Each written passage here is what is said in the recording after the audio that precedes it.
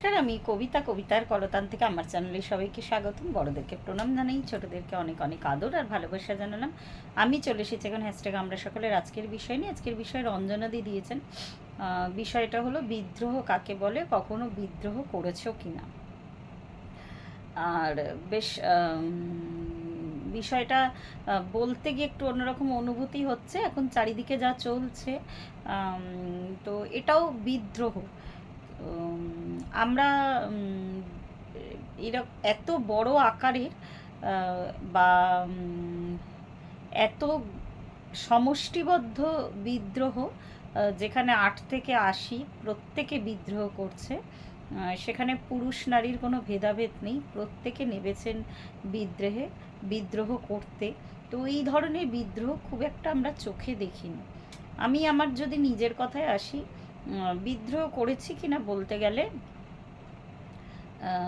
তখন ভীষণ মানে একটা ছোট্ট স্বার্থর জন্য হয়তো কখনো কখনো, বা শুধুমাত্র নিজের জীবনকে শোধরানোর জন্য হয়তো বিদ্রোহ করেছি। তো সেই বিদ্রোহের সাথে এই বিদ্রোহ, এটা একটা সমষ্টিগত বিদ্রোহ। এখানে কারণ নিজের স্বার্থ জড়িয়ে নেই, এখানে প্রত্যেকে সমাজের জন্য বা সমাজের রেকটিফিকেশনের জন্য কিন্তু লড়ছে। তো এটা একটা যুগান্তকারী বা যুগ পরিবর্তনকারী একটা বিদ্রোহ। তো এই ধরনের বিদ্রোহ সত্যি কথা বলতে সেভাবে আমরা কিন্তু করিনি। আমরা বেশিরভাগ মানুষই, শুধু আমি কেন, এখানে আমাদের সমষ্টিগত বিদ্রোহের কথা বলবো, ভুল বললাম, এখানে আমরা আলাদা আলাদা ব্যক্তিগত বিদ্রোহের কথা বলবো। আমরা বেশিরভাগ মানুষই কিন্তু নিজের স্বার্থসিদ্ধির জন্য বিদ্রোহ করি। কোথাও কোনো অফিসে যদি স্যালারি কম ঢোকে, তো সেক্ষেত্রে মেল করা বা সেই দিনের কর্মবিরতি করা, তো এই ধরনের বিদ্রোহ আর কি হয়তো করেছি। বা নিজের যেখানে অধিকার, এটাও এক ধরনের অধিকার, বা পরিবারের মধ্যেও যেখানে নিজের অধিকার মনে হয়েছে কখনো ক্ষুণ্ণ হচ্ছে বা নিজের উইশ ফুলফিলমেন্ট হচ্ছে না, সেখানে হয়তো কোনো কাজ না করে বা কাউকে কোনো কথা শুনিয়ে হয়তো বিদ্রোহ করেছে। কিন্তু অন্যের স্বার্থের জন্য এইভাবে বিদ্রোহ, সেটা হয়তো অফিসিয়াল ম্যাটারে দু একবার করেওছি, করিনি বলবো না, কিন্তু এই ধরনের একটা বড় বিদ্রোহে এই আমরা মানে আমাদের জেনারেশন আর কি প্রথম দেখছি, বা এতে আমরা সামিল হচ্ছি। হয়তো সবসময় ফুটপাতে নেবে আমরা হয়তো সামিল হতে পারছি না, কিন্তু সবসময় কিন্তু আমরা আমাদের প্রেয়ার পাঠিয়ে বা চিন্তনে মননে সবসময় আমরা বিদ্রোহ চাইছি, আমরা পরিবর্তন চাইছি।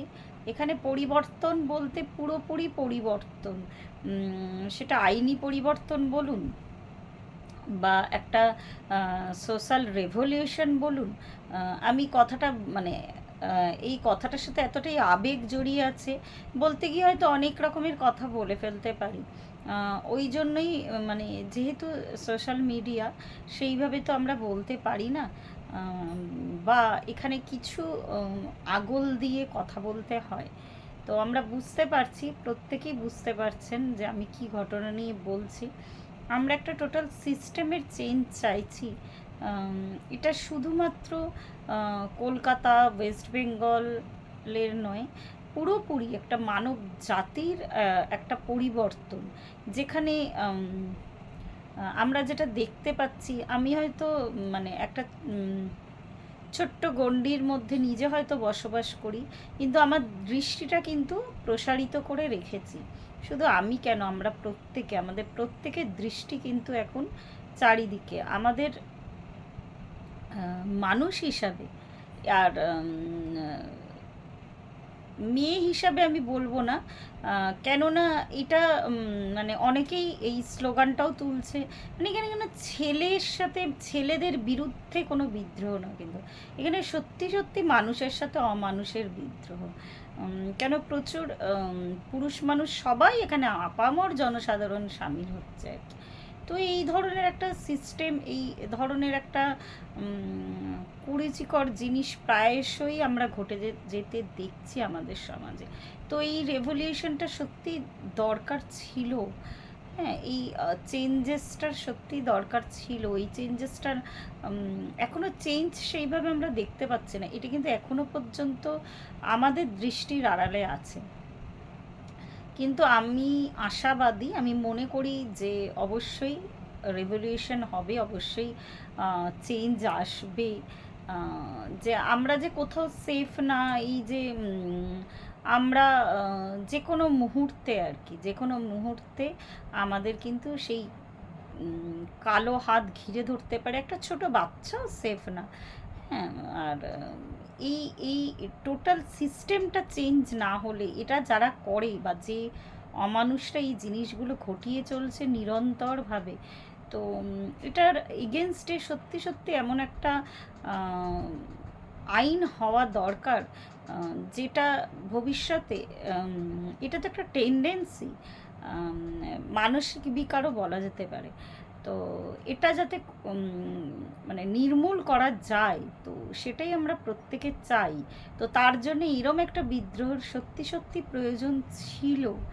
তো আমরা কিন্তু আরেকবার বলছি, এত ভাস্ট লেভেলের বিদ্রোহ কিন্তু দেখিনি। প্রত্যেকটা মানুষ কিন্তু সমর্থন করছে।